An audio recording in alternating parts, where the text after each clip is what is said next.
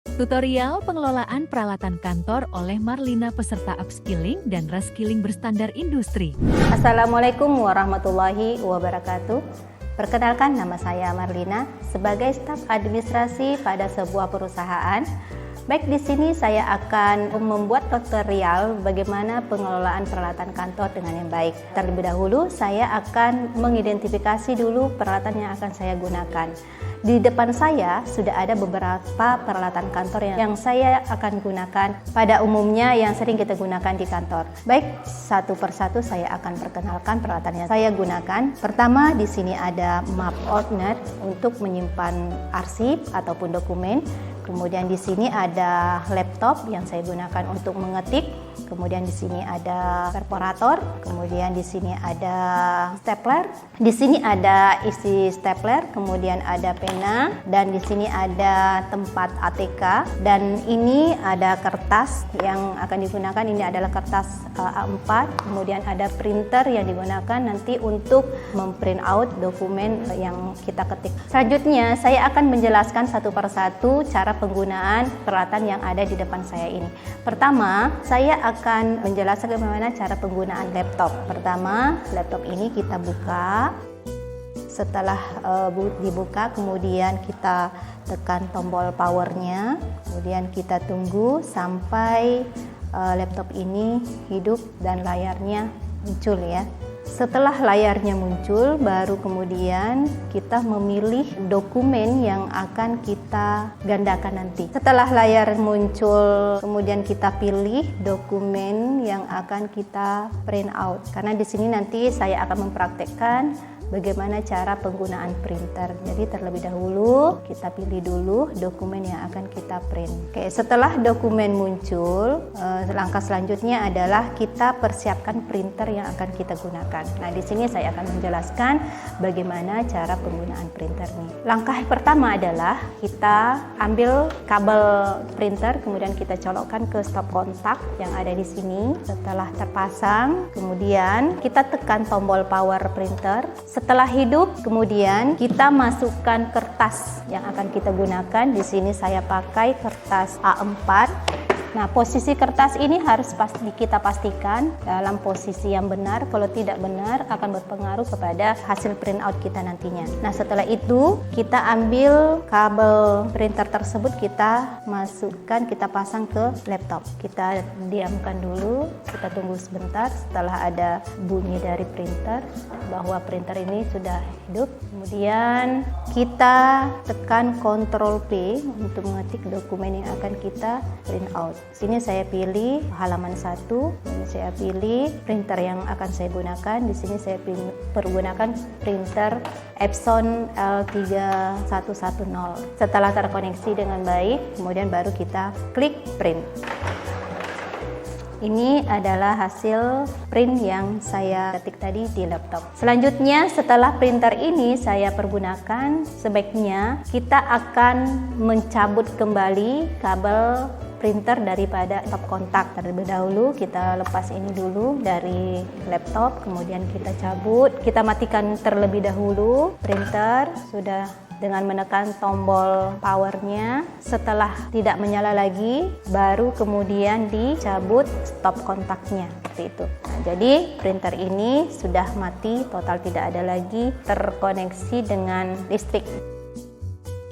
Baik, itu penggunaan dari laptop dan printer. Selanjutnya, saya akan menjelaskan bagaimana cara penggunaan perforator yang saya jelaskan tadi.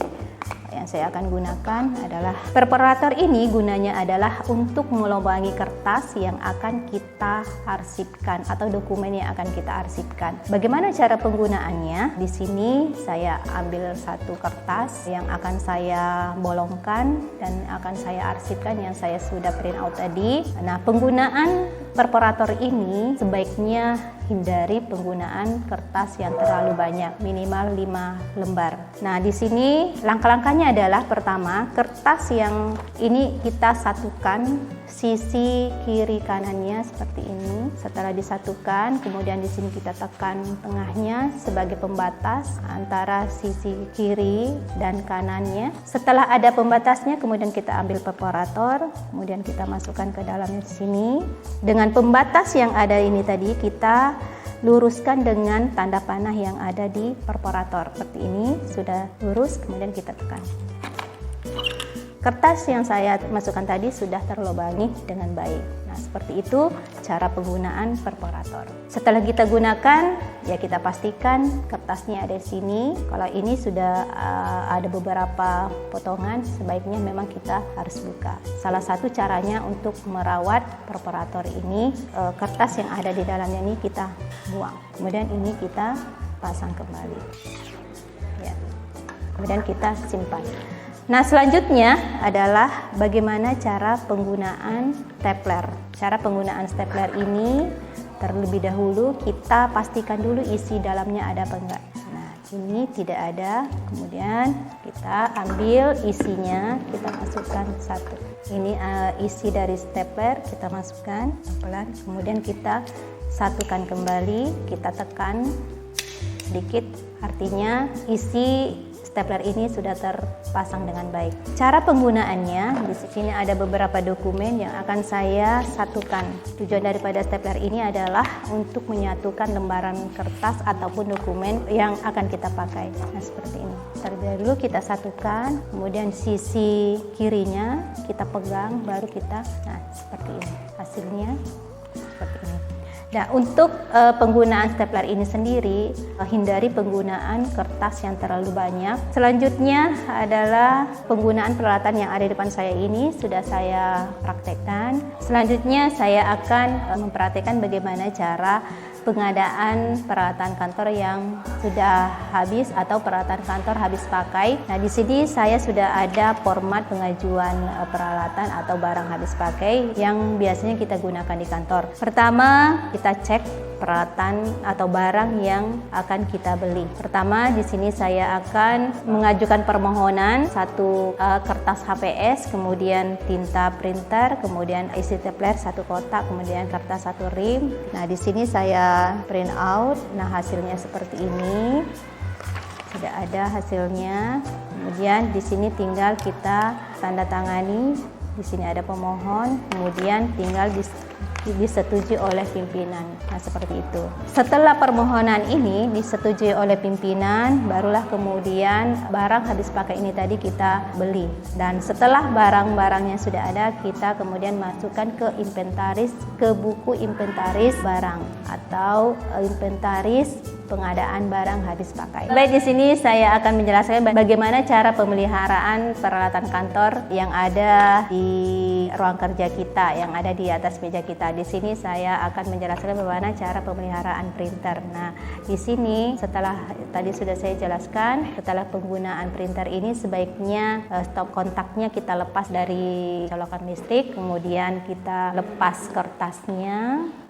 Kemudian kertasnya kita simpan, kemudian ini ditutup, kemudian ini dimasukkan kembali. Nah, selanjutnya begitupun juga dengan perforator dan stapler. Setelah kita gunakan, kita simpan lagi pada tempatnya. Dan cara-cara ini adalah salah satu juga termasuk pemeliharaan dan penyimpanan peralatan kantor yang sudah kita gunakan, yang biasa kita gunakan. Baik, di sini saya akan menjelaskan juga bagaimana cara penggunaan map ordner. Ya, pertama kita buka dulu. Kemudian di sini ada penjepit terbuat dari besi, dan ini pertama yang harus kita lakukan adalah kita tekan dulu karena ini merekat, lengket. Maka kita tekan dulu. Nah, setelah kita tekan ininya, kemudian kita buka. Nah, setelah itu buka, kita naikkan ke atas. Nah, kemudian baru terbuka. Setelah itu baru kita masukkan kertas yang akan kita arsipkan, yang sudah kita lubangin terlebih dahulu, baru kita masukkan. Nah, setelah kita masukkan, kemudian ini kita satukan kembali. Selanjutnya ini kita kembalikan ke tempatnya, kemudian kita tekan tombol yang paling depan untuk mengunci supaya kertas ini tidak bergerak. Nah, demikian cara penggunaan map or not. Itu saja yang dapat saya sampaikan, tutorial cara penggunaan peralatan kantor yang biasa kita gunakan di kantor setiap harinya. Terima kasih atas perhatiannya. Saya ucapkan wabillahi taufiq wal hidayah. Wassalamualaikum warahmatullahi wabarakatuh. SMK bisa, SMK hebat.